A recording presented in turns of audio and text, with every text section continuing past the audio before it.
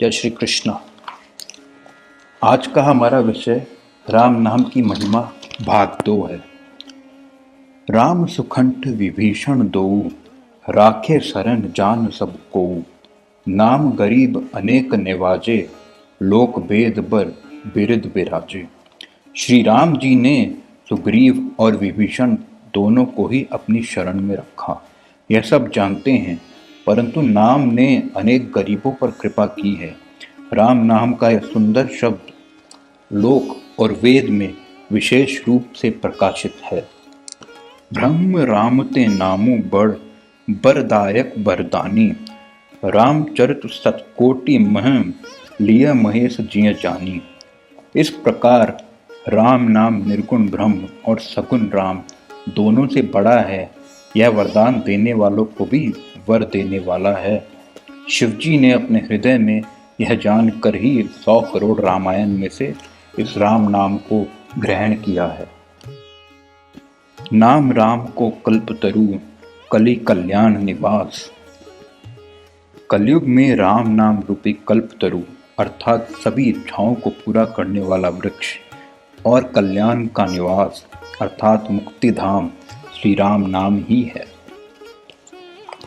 नाम प्रसाद शंभु अविनाशी, साजु अमंगल मंगल राशि। सुख सनकादि सिद्ध मुनि जोगी, नाम प्रसाद ब्रह्म सुख भोगी। राम नाम के प्रसाद से ही शिव जी अविनाशी हैं और अमंगल वेश होने पर भी मंगल की राशि है। सुखदेव जी और सनकादिक ऋषि, सिद्ध मुनि और योगीगण नाम के प्रभाव से ही ब्रह्मानंद को भोगते हैं। सुमिर पवन सुत पावन नामो, अपने बस करि राखे रामो। हनुमान जी ने पवित्र नाम का स्मरण करके ही श्री राम जी को अपने वश में कर रखा है। इससे बड़ी नाम की महिमा क्या हो सकती है कि नाम जप से भगवान अपने भक्त के वश में हो जाते हैं। उल्टा नाम जपे जग जाना, वाल्मीकि भय ब्रह्म समाना। राम नाम को मरा मरा जप कर भी रत्नाकर डाकू अर्थात महर्षि वाल्मीकि ब्रह्म के समान जगत में प्रसिद्ध हो गए। कहो कहाँ लगी नाम बड़ाई, राम न सकहीं नाम गुण गाई। राम नाम की महिमा मैं कहाँ तक कहूँ। यदि श्री राम जी भी चाहें तो वे भी अपने नाम के गुणों को नहीं गा सकते।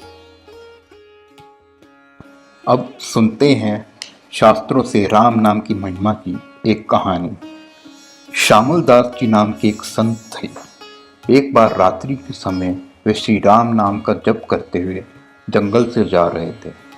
दिन रात उनके मुख से राम नाम का जप चलता रहता था तथा वे औरों को भी उसी मार्ग पर चलाते थे। रात बहुत होने के कारण अंधेरा हो चला था तो उन्हें एक पेड़ पर रोशनी दिखाई दी। निकट पहुंचते ही उन्होंने देखा कि कई स्त्री पुरुष अनेक प्रकार के वाद्य यंत्र बजा रहे हैं। नाच गाना और शराब की महफिल जमी है। उन्हें महसूस हुआ कि वे मनुष्य नहीं प्रेत आत्मा हैं। संत को देखकर एक प्रेत उन्हें अपने राजा के पास ले गया, जहां उन्हें पता चला कि प्रेतराज की बेटी की अगले दिन शादी है, जिस कारण ही प्रेत उत्सव मना रहे हैं। यह सुनकर संत की जिज्ञासा बढ़ गई कि ऐसा कौन सा मनुष्य है जो प्रेत से विवाह करना चाहता है। प्रेतराज बोला कि नगर के सेठ का पुत्र महापापी है। इस समय वह बीमार है और कल मरने के बाद उसे प्रेत योनि मिलेगी, तब हम उसका विवाह अपनी पुत्री से करवाएंगे। यह सुनकर वे संत तुरंत नगर की ओर निकल पड़े। उन्हें पहुंचते हुए सुबह हो गई थी। जब वे सेठ के घर पहुंचे तो उन्हें देख सेठ और उनकी पत्नी ने प्रणाम किया। संत को देख उनका पुत्र बोला, मैंने जीवन भर पाप ही पाप किए हैं, कृपया मुझे नरक से बचा लीजिए बाबा। लड़के की हालत खराब थी, जिसे देखकर लगता था कि प्राण किसी भी समय जा सकते हैं। तब संत ने लड़के से राम कहने को कहा और राम बोलते ही उसने प्राण त्याग दिए। लोगों ने रोना शुरू कर दिया।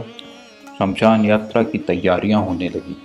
मौका पाकर संत वहां से चल दिए। मध्य रात्रि के समय संत जंगल में उसी वट वृक्ष के पास पहुंचे। प्रेत समाज उपस्थित था, लेकिन आज सब प्रेत रो रहे थे। संत ने पूछा तो प्रेत राज बोला, हमारा सत्यानाश हो गया। मेरी बेटी की आज शादी होने वाली थी, लेकिन अब वह कुंवारी रह जाएगी। संत ने कहा, प्रेतराज, तुम्हारा जमाई तो आज मर गया है, फिर तुम्हारी बेटी कुंवारी क्यों रह जाएगी? प्रेत ने चिढ़कर कहा, यह सब तेरे कारण हुआ है। मैं ही मूर्ख हूँ तो मैंने तुझे कल सब बता दिया और तूने हमारा सत्यानाश कर दिया। यहाँ से जाकर तूने मरने वाले को नाम स्मरण का मार्ग बताया और अंत समय में राम नाम कहलवाया, जिससे उसका उद्धार हो गया और मेरी बेटी कुंवारी रह गई।